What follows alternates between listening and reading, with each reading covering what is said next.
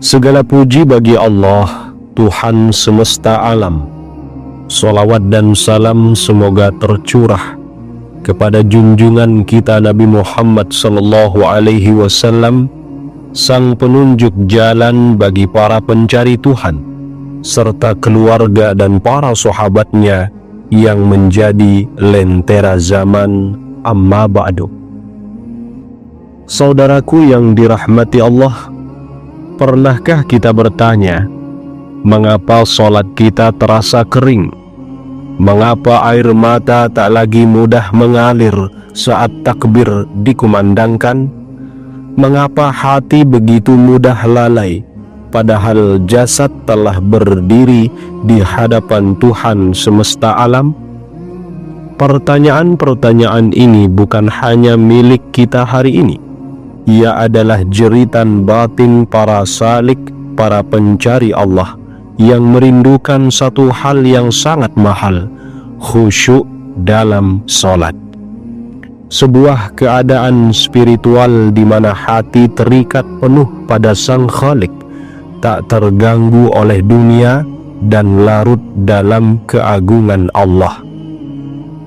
Dan sesungguhnya para wali Allah telah mewariskan kepada kita rahasia tentang khusyuk ini, yang bukan sekedar ilmu, melainkan juga warid ilahi, limpahan cahaya dari sisi Allah bagi hamba-hamba pilihan.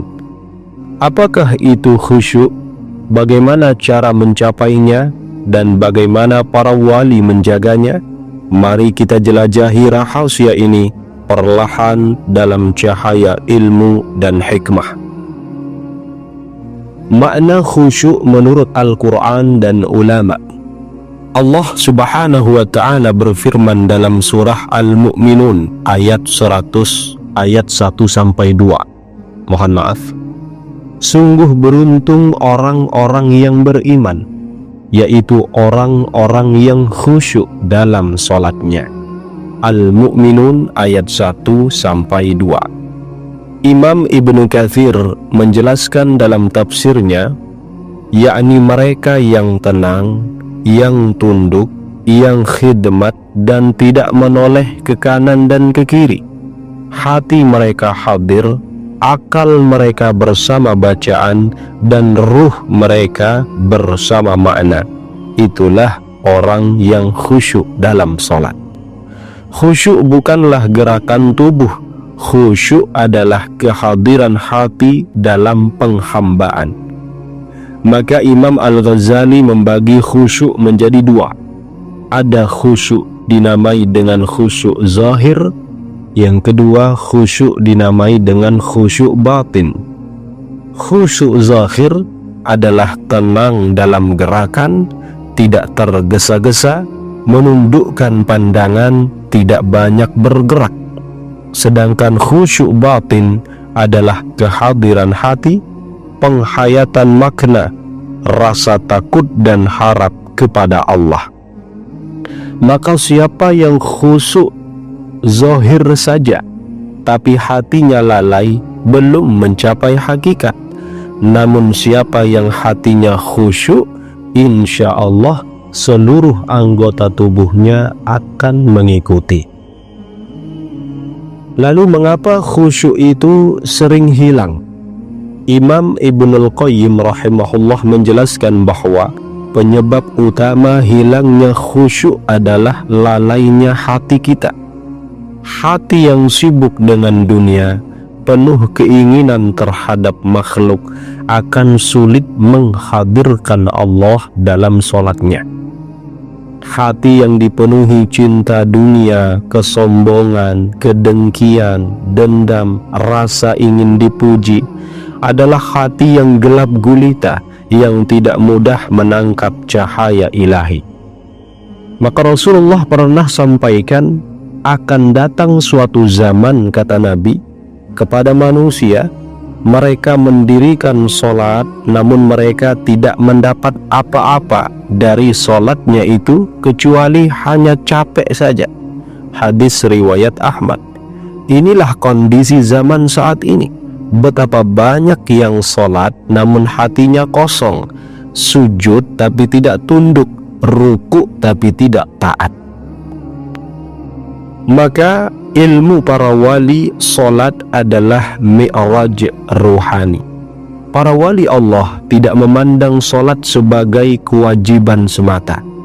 Tidak seperti itu. Mereka melihat solat sebagai perjalanan ruhani atau mi'raj dari alam zahir menuju hadirat Allah. Mereka memahami bahwa setiap gerakan dan bacaan dalam solat adalah sebuah simbol spiritual yang harus dihayati dengan kehadiran batin. Sebagian dari mereka berkata, takbiratul ihram adalah aku meninggalkan dunia. Berdiri adalah aku berdiri di hadapan Allah.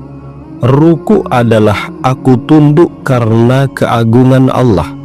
Sujud adalah aku lebur dalam kehinaannya diriku. Salam adalah aku kembali ke dunia dengan membawa cahaya Allah. Masya Allah. Inilah salat yang menjadikan hati lembut, air mata mudah mengalir, dan ruh seakan mencicipi surga sebelum waktunya. Masya Allah. Berikut rahasia-rahasia para wali Allah dalam meraih khusyuk itu. Ini penting kita ketahui.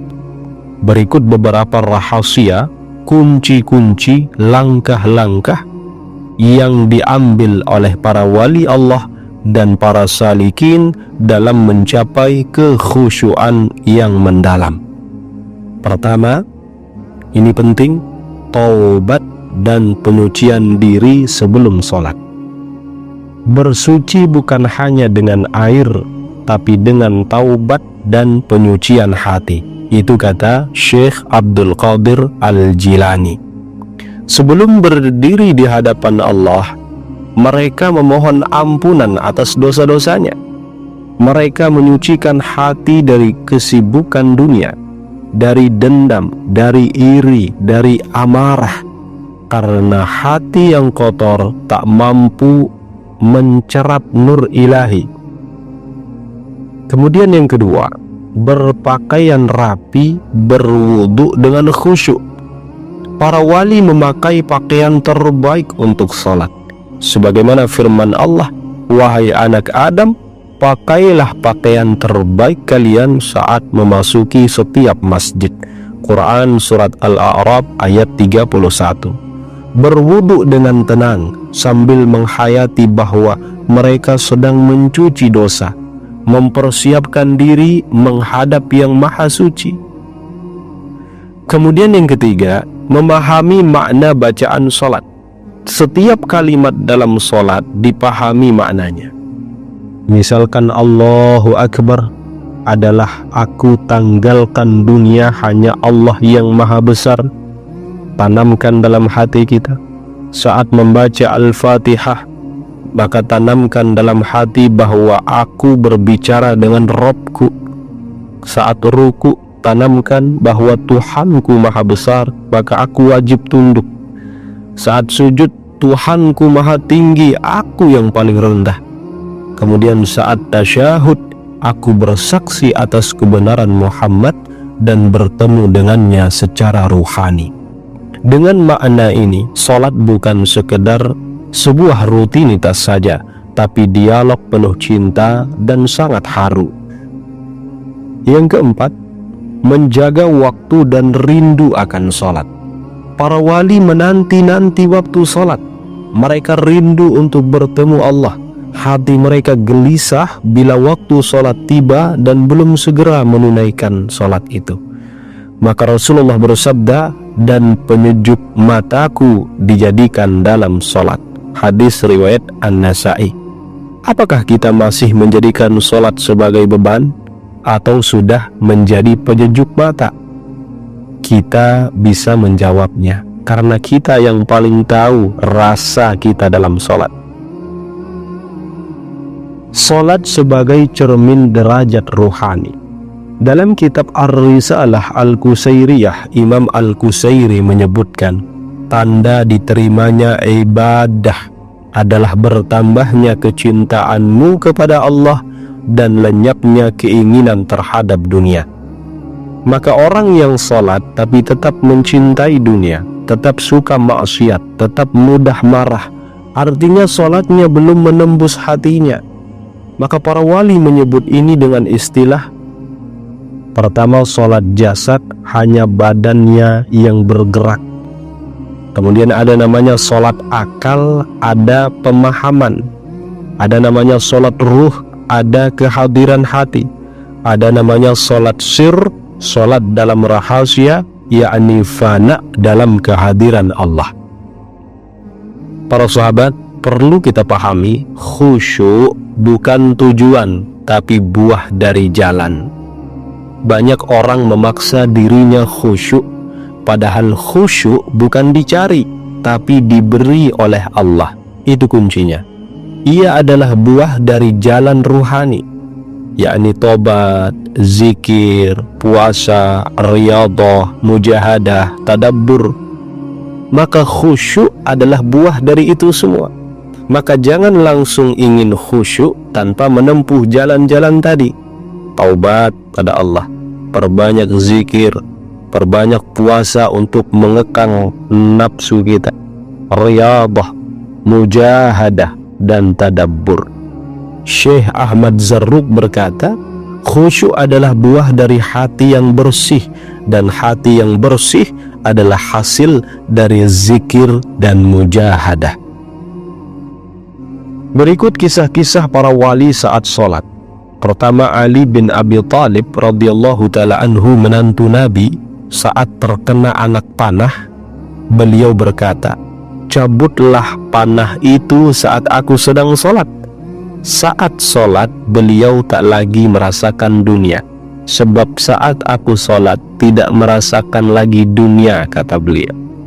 Kemudian yang kedua, Rabi'ah al-Adawiyah, beliau berdiri sholat, menangis dan berkata, ya Allah, malam ini aku tak tidur karena cintamu, maka jadikan surgamu tempat peristirahatanku. Kemudian yang ketiga, Imam Hasan al-Basri, wajahnya pucat saat wudhu. Ketika ditanya mengapa, beliau berkata, bagaimana aku tidak gemetar, bagaimana aku tidak pucat, aku akan menghadap raja di raja, kata beliau. Kemudian yang keempat, Syekh Abdul Qadir Al-Jilani, beliau pernah sholat lebih dari 40 tahun di waktu Isya dengan wudhu sholat maghrib, karena tak mampu tidur, karena rindu kepada Allah. Maka jadikan sholatmu jalan menuju Allah, wahai para salikin. Sholat bukan sekedar kewajiban, ia adalah undangan kasih dari Allah yang Maha Kasih untuk bertemu dengannya 5 kali sehari. Salat adalah jalan mi'raj, tempat jiwa naik ke langit ma'rifat. Di sanalah para wali bertemu Allah, menangis dalam rindu, larut dalam cinta, lebur dalam cahaya. Jangan kita sia-siakan. Kata Imam Ibnu Athaillah, bagaimana bisa hatimu bersinar sedang gambaran dunia masih memenuhi cermin jiwamu? Bersihkanlah cermin hatimu, hiasi dirimu dengan wudhu, zikir, taubat. Niscaya ketika engkau berkata Allahu Akbar, seluruh dunia akan hilang dan yang tersisa hanya Allah, Allah dan Allah. Semoga Allah jadikan sholat kita bercahaya. Semoga Allah berikan kita khusyuk yang sejati. Dan semoga suatu hari nanti Allah perkenankan kita melihatnya sebagaimana para wali memandang Allah dengan mata hati